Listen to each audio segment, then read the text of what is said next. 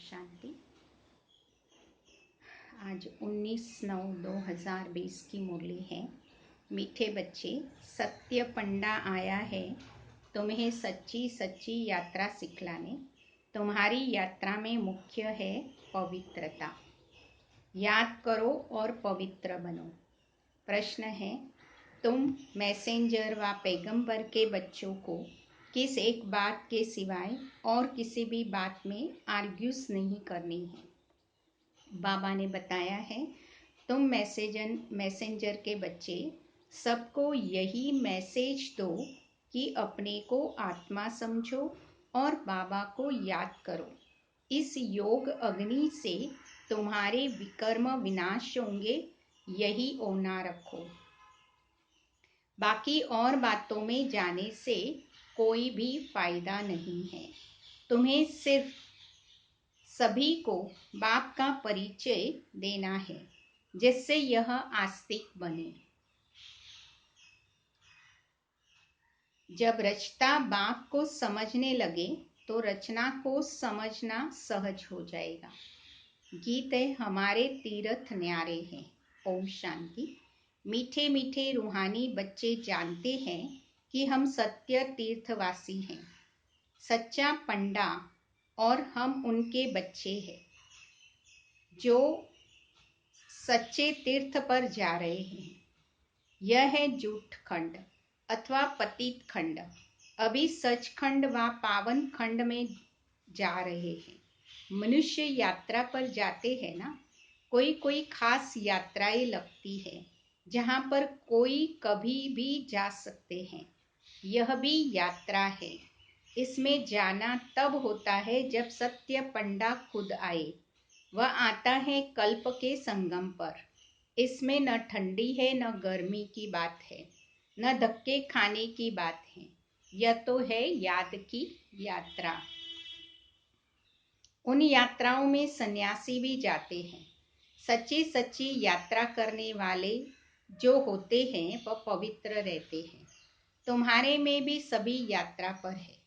तुम ब्राह्मण हो, सच्चे सच्चे ब्रह्मा कुमार कुमारियां। कौन है जो कभी भी विकार में नहीं जाते? पुरुषार्थ तो जरूर ही है। मनसा संकल्प बल आए, मुख्य है ही विकार की बात। कई पूछते हैं, निर्विकारी ब्राह्मण कितने हैं आपके पास? तो बोलो, यह पूछने की जरूरत नहीं है। इन बातों से आपका क्या पेट भरेगा? तुम यात्री बनो। यात्रा करने वाले कितने हैं, इस पूछने से कोई फायदा नहीं है। ब्राह्मण तो कोई सच्चे भी है, कोई झूठे भी हैं। आज सच्चे हैं, कल झूठे बन पड़ते हैं। विकार में गया तो ब्राह्मण नहीं ठहरा, फिर शूद्र का शूद्र हो गया। आज प्रतिज्ञा करते हैं और कल विकार में गिर असुर बन जाते हैं। अब यह बातें कहाँ तक बैठ समझाए? इनसे पेट तो नहीं भरेगा व मुख मीठा नहीं होगा। यहाँ हम बाप को याद करते हैं और बाप की रचना के आदि मध्य अंत को जानते हैं। बाकी और बातों में कुछ रखा ही नहीं है। बोलो, यहाँ बाप की याद सिखाई जाती है और पवित्रता है मुख्य। जो आज पवित्र बन फिर अपवित्र बन जाते हैं तो वह ब्राह्मण नहीं रहा। वह हिसाब कहाँ तक बैठ तुमको सुनाएंगे। ऐसे तो बहुत गिरते होंगे माया के तूफानों में, इसीलिए ब्राह्मणों की माला नहीं बन सकती है। हम तो पैगंबर के बच्चे पैगाम सुनाते हैं, मैसेंजर के बच्चे मैसेज देते हैं। अपने को आत्मा समझ, बाप को याद करो, तो इस योग अग्नि से विकर्म विनाश होंगे। यह ओना रखो। सिवाय एक बात के और कोई बातों में जाने से कोई फायदा नहीं है। यहाँ तो यह जानने का है कि नास्तिक से आस्तिक, निधन के से धन के कैसे बने। जो धनी से वर्षा पाए, यह पूछो। बाकी तो सब पुरुषार्थी है। विकार की बात में ही बहुत फेल हो जाते हैं। बहुत दिनों के बाद स्त्री को देखते हैं तो बात मत पूछो।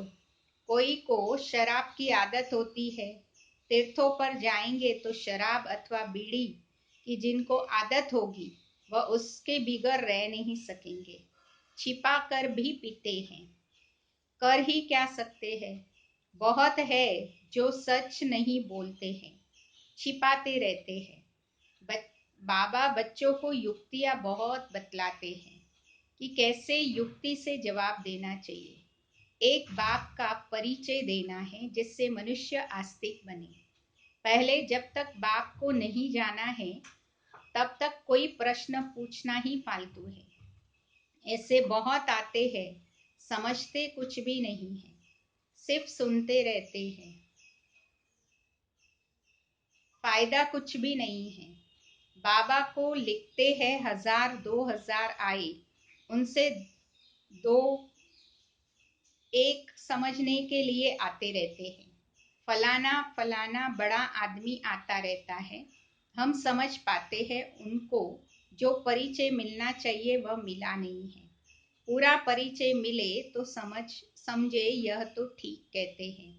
हम आत्माओं का बाप परम पिता परमात्मा है, वह पढ़ाते हैं, कहते हैं अपने को आत्मा समझ मुझे याद करो। यह अंतिम जन्म पवित्र बनो। जो पवित्र नहीं रहते वह ब्राह्मण नहीं, बाबा कहते वह शूद्र है। लड़ाई का मैदान है ना, जाड़ बढ़ता रहेगा और तूफान भी लगेंगे, बहुत पत्ते गिरते रहेंगे। कौन बैठ गिनती करेगा कि सच्चे ब्राह्मण कौन है।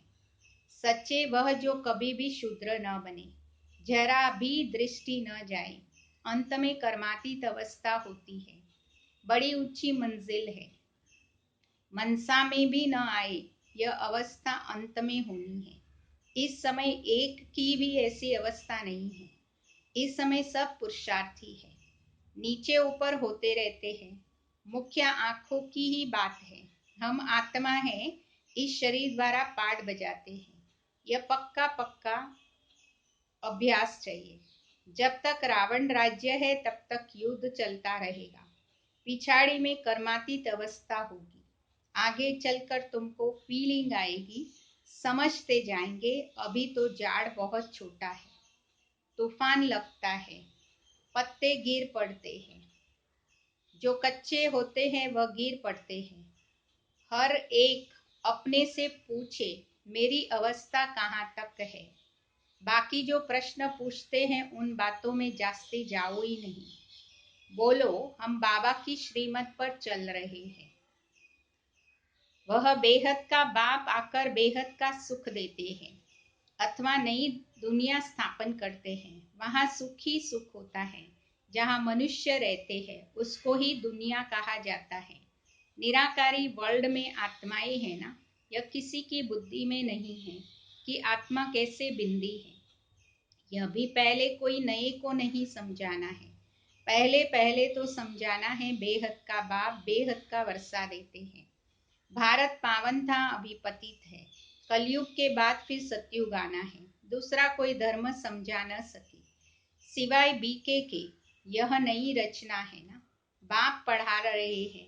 यह समझानी बुद्धि में रहनी चाहिए। कोई डिफिकल्ट बात नहीं है, परंतु माया भुला देती है, विकर्म करा देती है। आधा कल्प से विकर्म करने की आदत जो पड़ी हुई है, यह सब आसुरी आदतें मिटानी है। बाबा खुद कहते हैं सब पुरुषार्थी है। कर्मातीत अवस्था को पाने में बहुत टाइम लगता है। ब्राह्मण कभी विकारों में नहीं जाते हैं। युद्ध के मैदान में चलते चलते हार भी खा लेते हैं। इन प्रश्नों से कोई फायदा नहीं है। पहले अपने बाप को याद करो। हमको शिव बाबा ने कल्प पहले माफिक फरमान दिया है। कौन सा? अपने को आत्मा समझ बाप को याद करो। यह वही लड़ाई है। एक बाप है, कृष्ण को बाप नहीं कहेंगे, कृष्ण का नाम डाल दिया है। रॉन्ग से राइट बनाने वाला तो बाबा है, तब तो उनको ट्रुथ कहा जाता है। इस समय तुम बच्चे ही सारे सृष्टि के राज को जानते हो। सतयुग में डिनाइस्टी, रावण राज्य में फिर आसुरी डिनाइस्टी है। संगम युग क्लियर कर दिखाना, यह है पुरुषोत्तम संगम युग। उस तरफ देवताएं, इस तरफ असुर है। बाकी उन्हों की लड़ाई हुई नहीं है। लड़ाई तुम ब्राह्मणों की विकारों से है, इनको भी लड़ाई नहीं कहेंगे ना। सबसे बड़ा है काम महाशत्रु। यह काम महाशत्रु, इन पर जीत पाने से ही तुम जगत जीत बनेंगे। इस विष पर ही अबलाएं मार खाती है। अनेक प्रकार के विघ्न पड़ते हैं। मूल बात है पवित्रता की। पुरुषार्थ करते करते तूफान आते जाते हैं, तुम्हारी जीत हो जाती है। माया थक जाती है। कुश्ती में निशा लाइट बंद कर। कुश्ती में पहलवान जो होते हैं वह झट सामना कर लेते हैं। उन्हों का धंधा ही अच्छी रीति से लड़कर जीत पाना है। पहलवान का बड़ा नामाचार होता है, इनाम मिलता है। तुम्हारी तो यह है गुप्त बात। तुम जानते हो हम आत्माएं पवित्र थी, अभी अपवित्र बनी है, फिर पवित्र बनना है। यही मैसेज सबको देना है। और कोई भी प्रश्न पूछे, तुमको इन बातों में जाना ही नहीं है। तुम्हारा है ही रूहानी धंधा। हम आत्माओं में बाबा ने ज्ञान भरा है, बाद में प्रारब्ध पाई। ज्ञान खत्म हो गया, अब फिर से बाबा ज्ञान भर रहे हैं। बाकी नशे में रहो, बोलो। बाबा का मैसेज देते हैं कि बाबा को याद करो तो कल्याण होगा। तुम्हारा धंधा ही यह रूहानी है। पहली पहली बात, बाप को जानो। बाप ही ज्ञान का सागर है। यह कोई पुस्तक थोड़ी सुनाते हैं। जो लोग डॉक्टर ऑफ फिलोसॉफी आदि बनते हैं वह किताबें पढ़ते हैं। भगवान तो नॉलेजफुल है, उनको सृष्टि के आदि मध्य अंत की नॉलेज है। वह कुछ पढ़ा है क्या? वह तो सब वेदों शास्त्रों आदि को जानते हैं। बाबा कहते हैं मेरा पार्ट है तुमको नॉलेज समझाने का। ज्ञान और भक्ति का कॉन्ट्रास्ट और कोई बता न सके। यह है ज्ञान की पढ़ाई। भक्ति को ज्ञान नहीं कहा जाता है। स्वयं सर्व का सद्गति दाता एक ही बाप है। वर्ल्ड की हिस्ट्री ज्योग्राफी रिपीट होगी। पुरानी दुनिया के बाद नई दुनिया जरूर आनी है। तुम बच्चे जानते हो बाबा हमको फिर से पढ़ाते हैं। बाबा कहते मुझे याद करो। जोर सारा इस पर है। बाबा जानते हैं बहुत अच्छे अच्छे नामी ग्रामी बच्चे इस याद की यात्रा में बहुत कमजोर हैं और नामी ग्रामी नहीं है, बांधेलिया है, गरीब है, वह याद की यात्रा में बहुत रहते हैं। हर एक अपनी दिल से पूछे मैं बाबा को कितना समय याद करता हूँ। बाबा कहते बच्चे जितना हो सके तुम मुझे याद करो। अंदर में बहुत हर्षित रहो। भगवान पढ़ाते हैं, कितनी खुशी होनी चाहिए। बाबा कहते तुम पवित्र आत्माएं थे, फिर शरीर धारण कर पाठ बजाते बजाते पतित बनते हो। अब फिर से पवित्र बनना है। तुम देवी धर्म के हो ना। तुमने ही तो 84 का चक्र लगाया। सब सूर्यवंशी भी 84 जन्म थोड़ी लेते हैं, पीछे आते ही रहते हैं ना। नहीं तो पट से सभी आ जाए। सवेरे उठकर बुद्धि से कोई काम ले तो समझ सकते हैं। बच्चों को ही विचार सागर मंथन करना है। शिव बाबा तो नहीं करते हैं। वह तो कहते हैं ड्रामा अनुसार जो कुछ सुनाता हूँ ऐसे ही समझो कि कल्प पहले माफिक जो समझाया था वही समझाया। मंथन तुम करते हो, तुमको ही समझना है, ज्ञान देना है। यह ब्रह्मा भी मंथन करते हैं। बीके को मंथन करना है, शिव बाबा को नहीं। मूल बात कोई की जास्ती टॉक नहीं करनी है। आर्ग्यूज शास्त्रवादी आपस में बहुत करते हैं। तुमको आर्ग्यूज अर्थात वाद विवाद भी नहीं करना है। तुमको सिर्फ पैगाम देना है। पहले सिर्फ तुम एक बात पर समझाओ और लिखाओ। पहले पहले यह सबक रखो कि यह कौन पढ़ाते हैं, सो लिखो। यह बात तुम पिछाड़ी में ले जाते हो, इसलिए संशय पड़ता रहता है। निश्चय बुद्धि न होने के कारण समझते नहीं है, सिर्फ कह देते बात ठीक है। पहले पहले मुख्य बात ही यह है, रचता बाप को समझो, फिर रचना का राज समझना है। मुख्य बात गीता का भगवान कौन है, तुम्हारी विजय भी इनमें होनी है। पहले पहले कौन सा धर्म स्थापन हुआ, पुरानी दुनिया को नई दुनिया कौन बनाता है? बाप ही आत्माओं को नया ज्ञान सुनाते हैं, जिससे नई दुनिया की स्थापना होती है। तुमको बाप और रचना की पहचान मिली है। पहले पहले तो अलफ पर पक्का कराओ, तो यह बेबादशाही ही है। बाप से ही वर्षा मिलता है। बाप को जाना और वर्षे का हकदार बना। बच्चा जन्म लेता है, माँ बाप को देखा और बस पक्का हो जाएगा। माँ बाप के सिवाय कोई के पास जाएगा नहीं, क्योंकि माँ से दूध मिलता है। यह भी ज्ञान का दूध मिलता है। तो माता पिता है ना, यह बड़ी महीन बातें हैं। जल्दी कोई इन बातों को समझ न सके। अच्छा, मीठे मीठे सिके लदे बच्चों प्रति माता पिता बाप दादा का याद प्यार और गुड मॉर्निंग। रूहानी बाप की रूहानी बच्चों को नमस्ते। हम रूहानी बच्चों की रूहानी बाप दादा को याद प्यार गुड मॉर्निंग और नमस्ते बाबा। नमस्ते, सदा रहो मुस्कुराते। धारणा के लिए सार है, सच्चा सच्चा पवित्र ब्राह्मण बनना है।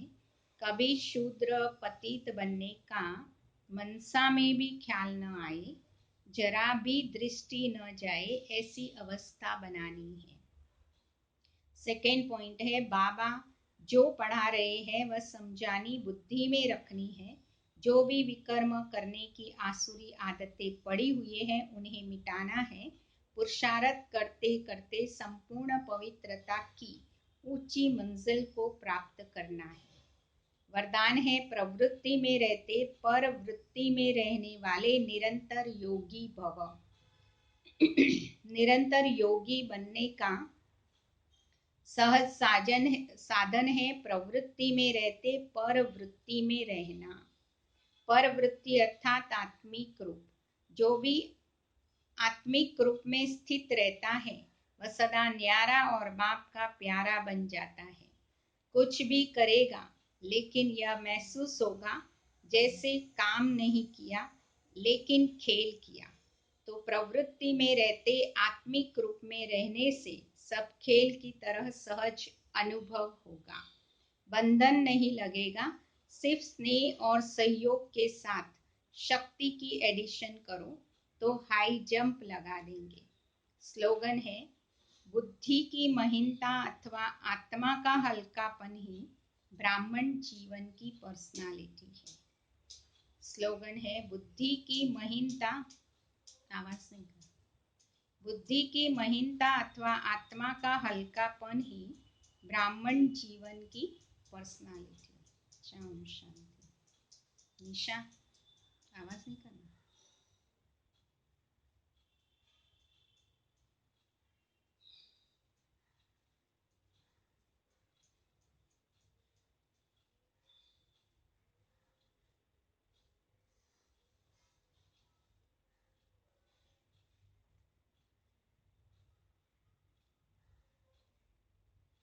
Take off with Flipkart flights. यहाँ domestic flights में पाएं 5